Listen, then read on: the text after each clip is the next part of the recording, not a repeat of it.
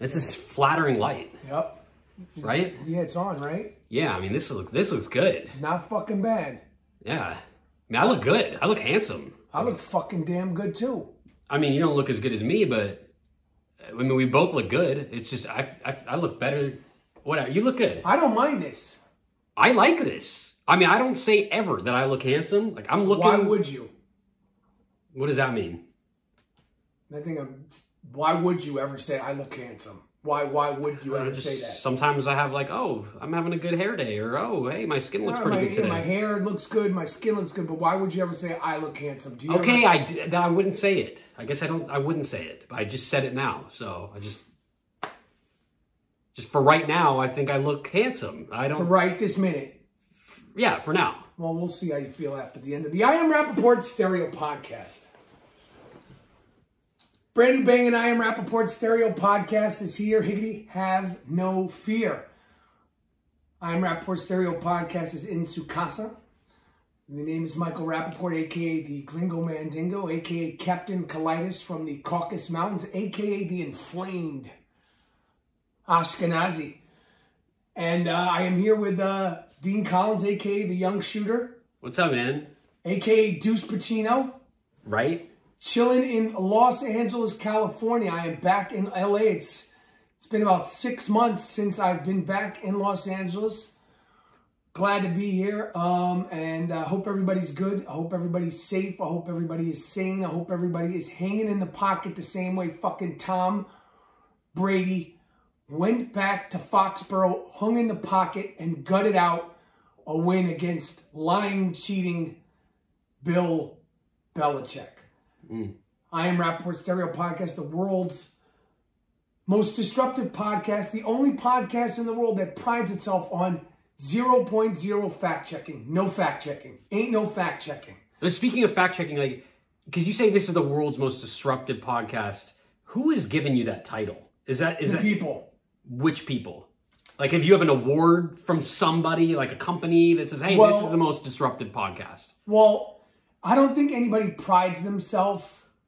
I think there's no other podcast that strives to be as disruptive. They're never, obviously the term disruptive behavior, that's mine. I own that. If you try to steal it, I'll sue you. Oh, and you know I will sue you. Yeah, we all know that, man. We're very familiar with your lawsuits, and I think you're in some right now, but we're not going to get into that. We're not going to go down that road. Dean, do you want to start shit right off the top? We just started the podcast. Do you want to start fucking trouble right off the fucking top? No, I was bringing up the lawsuits. I brought it up, and then I was kind of like sweeping it away, and then you want to keep going. So do you want to start shit? What are we, 3 minutes into the podcast? Right off the fucking top. I'm not starting shit. It's just Is it because now you think you're handsome? No, I was just, if you felt like talking about some of the legal troubles that you're in, because there are some troubles. There's never like a positive thing with legal issues with you. But if you wanted to, like, you have the floor. Maybe, like, let's talk about some of that. You want to talk about some of your legal issues? Like, or we could just skip that and we'll go into the next topic. What do you feel like talking about today? How come when you... How come when you're... Why are you staring into the camera? I just don't know where to look. Like, should I be looking at you? Should I be looking at the camera? But when you're going to scare people that are watching. I'm scaring myself. And this microphone is like abnormally large. I don't know why this is so fucking big. Like, why do I have this? It doesn't matter. It's the I Am Rappaport Stereo Podcast, fresh back from 6 fantastic shows in San Diego. I want to thank everybody that came to the shows in San Diego. One was better than the next one. They were great shows. I love that club, the American Comedy Company. It's a real comedy club. You know, some of these places are cookie cutter places, and the crowds are always the crowds wherever you go. But that club, the sound, the vibration, the fact that you're so close to the audience is so close to you. There's just something about those kinds of traditional comedy clubs. Zany's in Nashville is the same type of place. You just get an extra different push and vibe and energy from that. And the coolest green room, by the way, and I'll tell you why, because the green room is a bookcase. Yes. And you would think, oh, I'm just like here checking out some books, but no, you open up the door and it's your own private little... I mean, that's a cool fucking green room. Dope green room. They have weed. They have bongs. Yep. They didn't have tissues or tea because my throat, which sounds better today, thank fucking God. Yep. They did not have that, but they did have bongs and weed, which is not good for a guy with a bad throat. No. Right? You sound like you just had a fucking bender all weekend there. How do I sound now? You sound better. You sound... You're not, perfect, but you're getting there. We're getting there. And it doesn't need to know. We don't need to go into why. I don't know why. Right. I spoke to another doctor today. I got an inhaler, and hopefully that'll ease it. And I'm coming back. And after 6 shows and all that stuff, I get a few days to just rest the golden voice. That's what they call it. Who calls it that? Who calls it? You said that's what they call it. Who's they in this circumstance? Like who calls it that? Because I've never heard anyone say that. I've never heard anyone refer to you as the golden voice Rappaport. No one says that. Okay. I'm not trying to bring you down. I mean, you do sound seem like you are trying to bring me down.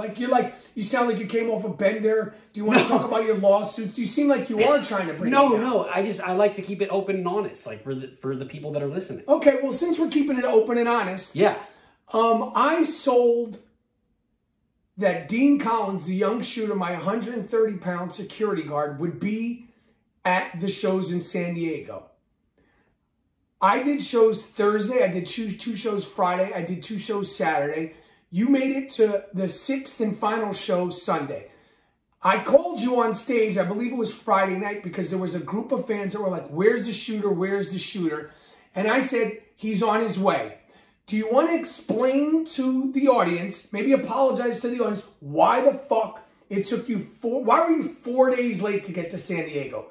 The floor is yours. Okay, well, I would like to say I am very sorry to anyone who was expecting me to be there. That's so flattering that anyone wanted me to even be out there. There was one woman there who seemed like she wanted to see you more than me. Fuck, man, I should have been at that show. I mean, I saved the best show for last, right? Well, you're saying that the rest of the shows weren't great. No. It's just you said they got better and better and better, and I wanted to come for the best show. I've heard that they were all fantastic. I would like to apologize. 5 out of 6 were sold out.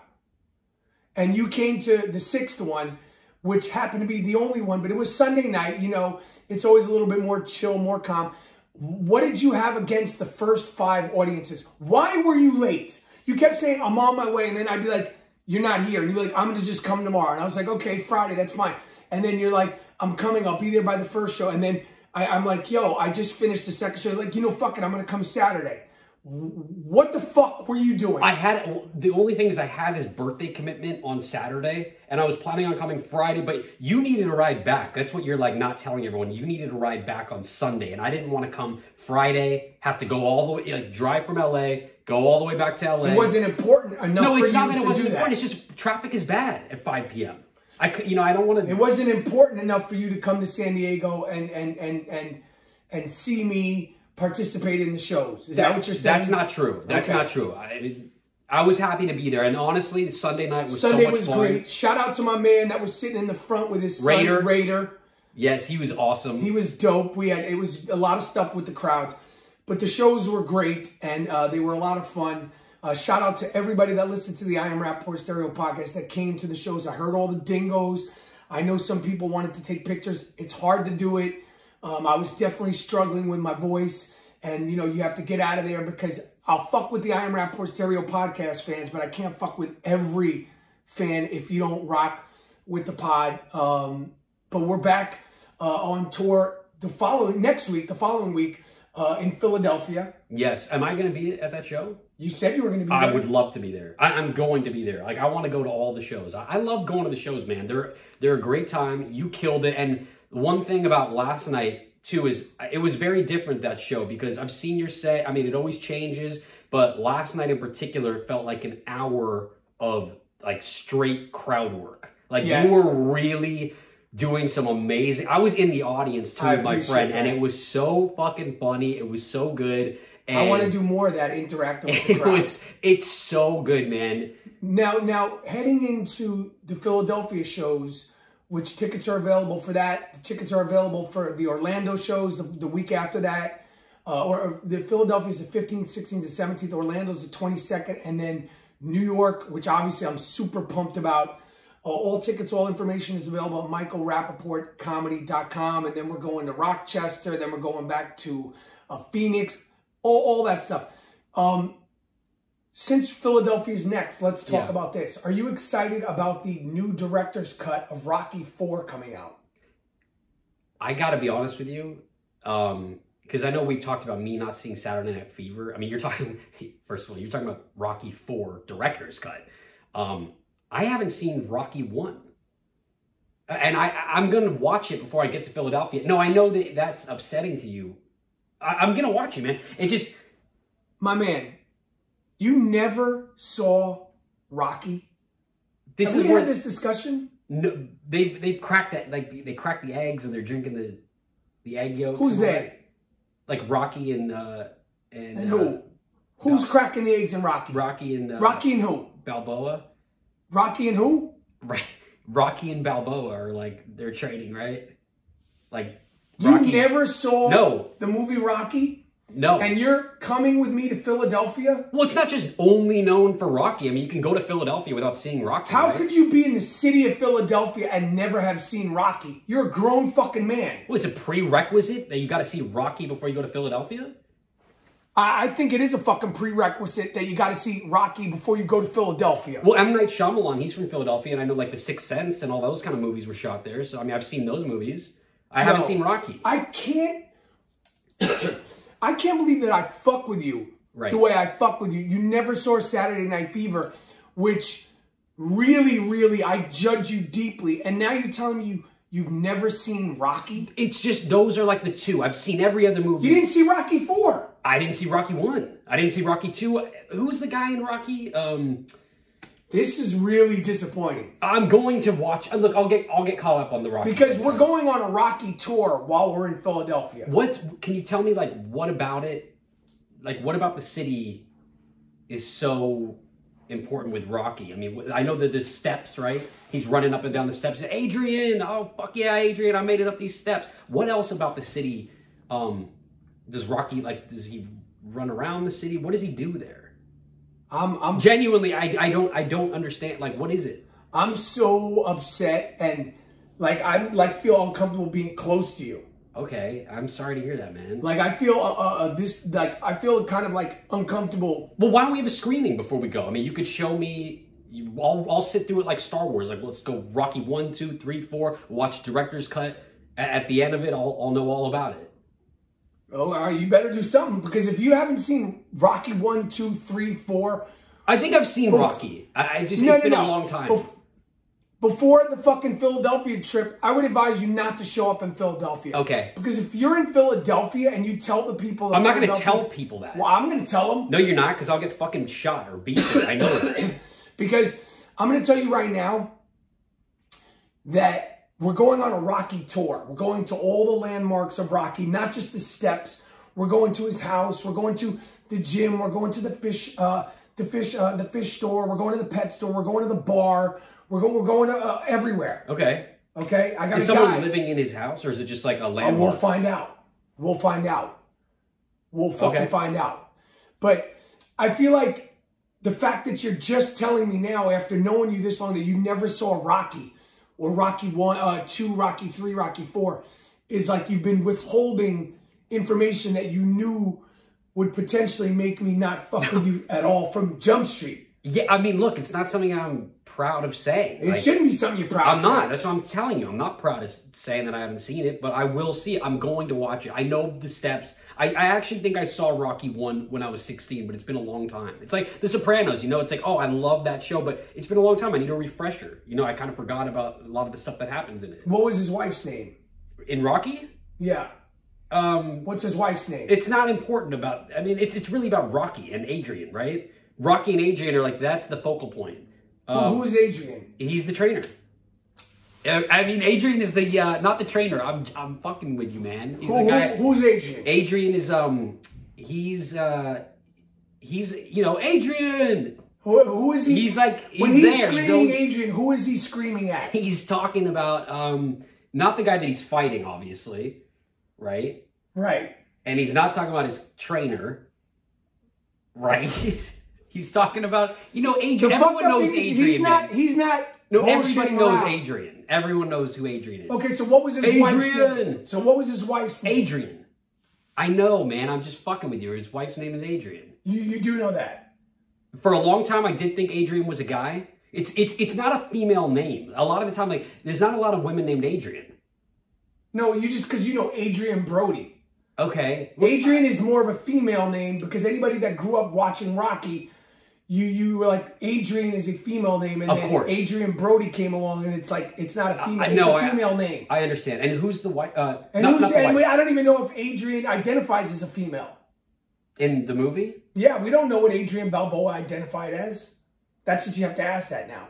Okay. We don't know if Adrian Brody, the actor, identifies as a male. Who knows? You trying to get fucking canceled? No, man. I'm not. I'd have to be in a position to get canceled. I'm not in the position. You, on the other hand. Me, on the other hand, what? No, it's just, you say a lot of shit. Let's talk about your idea, since we're bringing up canceled. Oh, right. Yes, I came up with Dean has an idea that is a gold mine. You think so? It's a fucking gold mine. All right. And we're going to start producing it. It's a great show that we're trying to get launch either by the end of 2021, beginning of 2022. We're looking for financiers, some funding. But everyone has seen the Netflix show Comedians in Cars Getting Coffee. Great show. I was thinking about doing this show called Comedians in Cars Getting Canceled. Boom. So each episode is someone who's been canceled. So like the first episode, boom, where it could be you interviewing. No, not you being canceled. I'm saying you got really fucking scared there. You flinched when I said that. No, it's like you could be interviewing Louis C.K. at first. That's episode 1. Chris D'Elia, episode 2. And so like we'll get Chris D'Elia on episode 2. You're driving around in a cool car. He's showing you where he's from. And then you're like, so like what was the first thing that you sent on Snapchat? How old was the girl? Did you know that she was going to come back? And did you know those messages were going to haunt you? And we love Chris D'Elia. Yeah, I love Chris D'Elia. But it's a kind of a way so the comedian or the performer, right, or like my guy Matt Lauer, Matt Lauer, he can tell his side of the story. Exactly. So we go like, when was the first time you did that lock thing in your office? Because Matt Lauer apparently had like allegedly, Matt Lauer allegedly had like a lock thing at his desk. What is it? Where they'd come in and the door would shut and would lock. Oh, that's scary. Like, how did you test it? Right. How did it work? Was it like a vault where they're like, was it double bolt? And we go for coffee too. Yeah, there's coffee. Or you know what? Actually, that's debatable. You might not be able to go for coffee because a lot of the coffee shops might not want them in the establishment. Me, they're happy with. Yes. So what you do is you go out and get the coffee and you bring it back in the car. We actually drink the coffee in the car. Because you can't, some of the canceled comedians are not welcome. They're not welcomed in any coffee establishments. But it's a way for them to tell their side of the story. Yeah, it's like a therapy We'll get session. like Pete Rose, Pete Rose canceled from baseball. Right, I mean, it's comedians in Cars Getting Canceled. I know, but Jerry Seinfeld, sometimes he has like actors, But it's fucking crazy that like you did an episode of Louis' show, Louis C.K. show, and at the time that was like such a hot show. That was like when you told people you were going to guest star on that show, people were like, oh shit, that is so fucking cool. Fast forward till now, it's like you got to wipe that episode from your resume. I ain't wiping shit. No, it's a great episode. Incredible in that Louis C.K. episode. Absolutely. I'm just saying to be associated with that guy, it's crazy. Nah, it's a fuck roller that. coaster, man. Fuck that. That was a great episode of television. Episode. I got jerked out of an Emmy nomination. Should have had the fucking Emmy. We campaigned for it. I was handing out fucking buttons. We should have got the fucking Emmy for that. Who knows what happened with the judges? The judges didn't know. But to quote the great Jake LaMotta, the people knew. The people knew.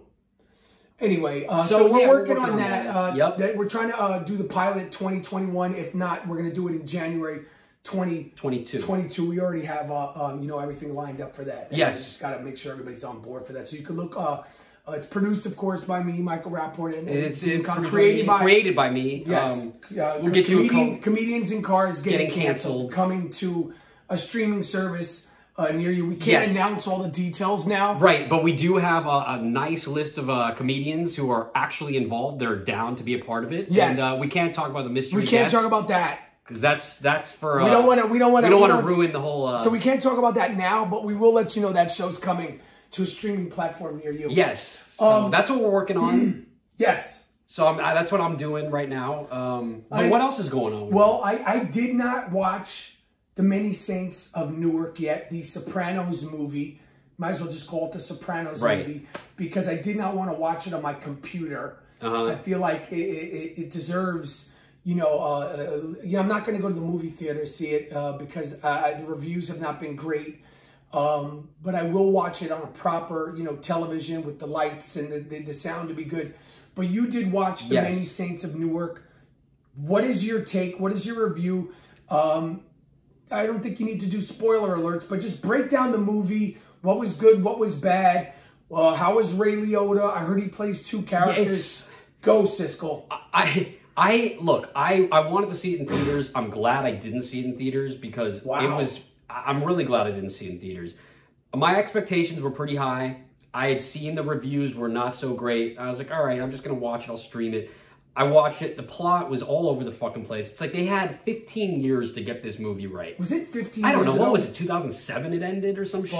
I mean, it's been a long time. Fuck. And so I thought... Damn, that was 15 years ago? What? I mean, yeah. Fucking crazy. Jesus Christ. So, I mean, the creator, he didn't direct the movie. The movie was all over the place. Like, James Gandolfini's son, he looked confused to be in the movie. It's his first time acting. Yeah, I know. It's his first time acting. That's the thing. I think that's, like, kind of what was so cool about the movies. You get to see James Gandolfini's son as young Tony. Does he look like James Gandolfini? He looks a lot like him. I mean, they look very similar. But he looked like he was an inexperienced actor. Absolutely. And the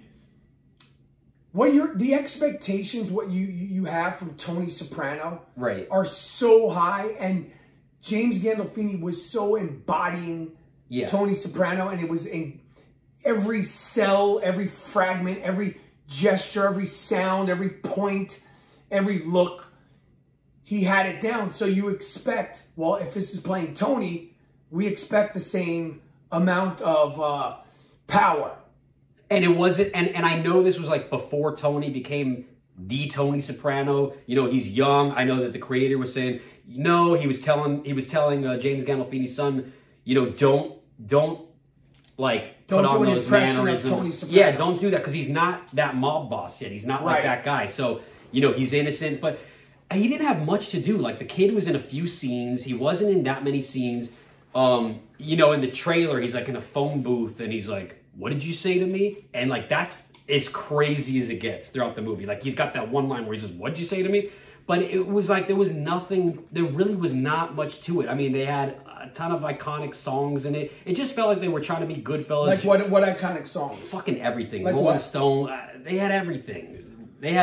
But it just never got to that. The mob genre at this point, you have to come with something. You have to come with something so incredible, because it's been done so well, so sort of well, so decent, so bad, so tacky. Yeah. Like, it's been done every which way but loose. And Sopranos is one of those things that hit it at the top of the top of the top.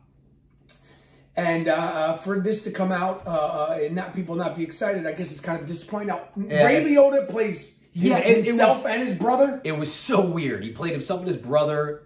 They looked exactly the same. Did they sound the same? Same. Like, he was like a little bit less energy as the brother, but it's like, I don't know why they do that. Just get another actor. Like, just get a fucking other actor. It was like, oh, he's clean shaven, now he's the brother. Why? I hate when they do that. It never. That one HBO movie with Mark Ruffalo was the one time I sort of felt like it worked. Yeah. I didn't see that. But it's always distracting to me. Like, when that James Franco, he did it once. It's been done a bunch of times. Like, just get another fucking actor to play the fucking brother. Except, I mean, were they adaptation, they killed, Nicolas Cage fucking killed that shit. Yes, Remember that? Yes. That was outstanding. But I mean, it's really hit and miss. But this doesn't even seem like, why would you do it? It was so it's weird. And is Ray Liotta on the screen with Ray Liotta? No, he's not.